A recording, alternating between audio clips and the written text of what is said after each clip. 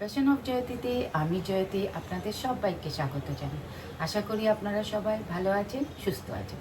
আজকে রোববার আর এখন বাজে সকাল 8:30। আমি সকালবেলা উঠে আজকে চান করে পুজো দিয়ে তারপরে রান্নাঘরে ঢুকলাম।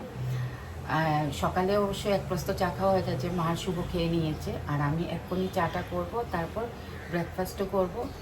তো বন্ধুরা, বলছিলাম যে যারা অলরেডি আমার চ্যানেলটাকে সাবস্ক্রাইব করেছেন তাদেরকে অসংখ্য ধন্যবাদ এইভাবে আমার পাশে থাকার জন্য। আর যারা আমার চ্যানেলটাকে দেখছেন সাবস্ক্রাইব করেনি, প্লিজ সাবস্ক্রাইব করে আমার পাশে থাকবেন আর পুরো ভিডিওটা দেখবেন, আর আমাকে এভাবেই আপনারা আশীর্বাদ করবেন।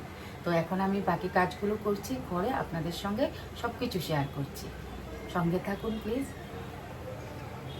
আমি এইদিকে চায়ের জলটা বসিয়ে দিলাম, আমি একবারই বসিয়ে দিয়েছি। আর ওইদিকে আমি রুটি বানানোর জন্য ময়দা নিয়ে নিলাম। আর শুভ সাধারণত ময়দা রুটিই খায়, ও আবার আটার রুটিটা খুব একটা পছন্দ করে না, তাই আমি ওদের জন্য, মা আর ওর জন্য ময়দা রুটি করে নিচ্ছি। তো রুটি বানানোর জন্য প্রথমে ময়দা নিয়ে নিলাম, তারপর তার মধ্যে নুন দিয়ে ভালো করে মেখে ফুটন্ত গরম জলটা আটা ময়দার মধ্যে দিয়ে দিলাম। আটা বা ময়দা যাই হোক, আমি ফুটন্ত গরম জলটা দিয়েই করি, কারণ তাতে কি হয়, রুটিটা খুব নরম হয়। আর যদি অনেকক্ষণ রেখে দেন তাতেও কোনো অসুবিধে হয় না, একদম নরম তুলতুলে থাকে। তো এইদিকে আমার রুটি বানানো হয়ে যাচ্ছে। তো আজকে আবার সবার মানে আলাদা আলাদা জলখাবার তৈরি হবে। যেমন শুভ আবার আপনার রুটি দিয়ে ডিম দিয়ে খাবে, ডিমের ঝুড়ি ভাজা দিয়ে খাবে। আর মা ওইদিকে আবার রুটি আর সবজি খাবে। সবজি বানাতে হবে না, সবজিটা গতকালেরই ছিল, তো মা ওইটা দিয়েই খাবে। আর ওইদিকে আমি শুভর জন্য ডিমের ঝুড়ি ভাজা করে নিচ্ছি। আর প্রিন্সেস সকালে সেরকম কিছু খেতে চায় না, তোর জন্য শেক বানিয়ে নিচ্ছি। তো আমার টিফিন রেডি হয়ে গেল, শুভর জন্য রুটি, ডিমের ঝুড়ি ভাজা, প্রিন্সেসের জন্য শেক, মার রুটি সবজি, আর আমার জন্য এফ্রেশ আর আলমন্ড।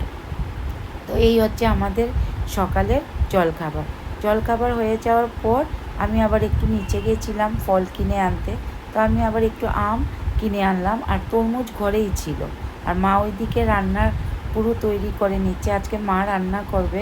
কারণ সকালে যেহেতু আমি ওই পুজো দিয়ে নিয়েছিলাম, তারপর কাপড়ও কাচবো, আর সকালে ব্রেকফাস্টটা করে নিয়েছিলাম, তাই মা বললো তুই আজকে এখন বাকি কাজগুলো সেরে নে, আমি রান্নাটা করে নিচ্ছি। অ্যাকচুয়ালি মা আজকে চিকেন রান্না করবে, আর মা চিকেনটা দারুণ করে, আমাদের সবাই খুব পছন্দ করে মার হাতের চিকেন।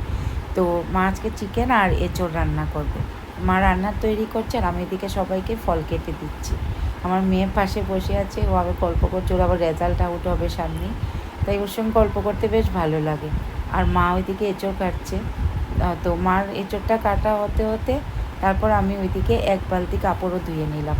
তো কারণ কাপড় অনেক জমে গেছিলো, আজকে যদি না ধুয়ে দিতাম তাহলে খুব অসুবিধায় পড়ে যাব। তারপর এদিকে আমি কাপড়টা কেচে তারপর গাছেও জল দিয়ে দিলাম। আর যেটা বলছিলাম, আমার মেয়ের সঙ্গে কথা বলতে না ভীষণ ভালো লাগে।